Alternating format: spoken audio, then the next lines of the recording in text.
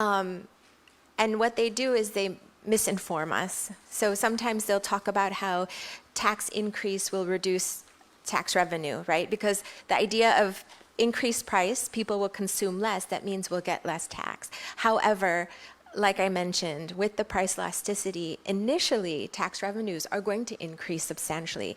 And just because somebody spends less on tobacco doesn't mean they're going to spend less on other products, right? If you're a family and you're spending less on tobacco, you can use that money for other goods and other trade.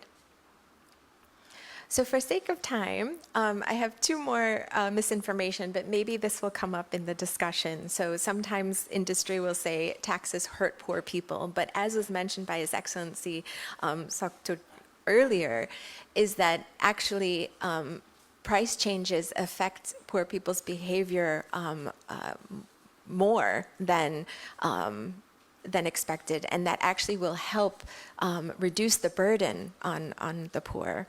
And we also have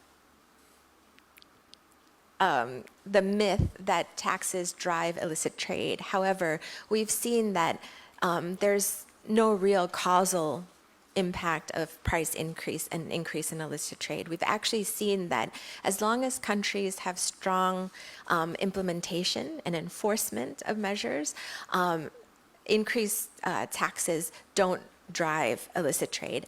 And because Cambodia has very low tax prices on tobacco to begin with compared to its neighbors, it's unlikely that driving the price up here will actually bring more illicit trade because your price is so much lower than your neighbors in Thailand, Vietnam, for example.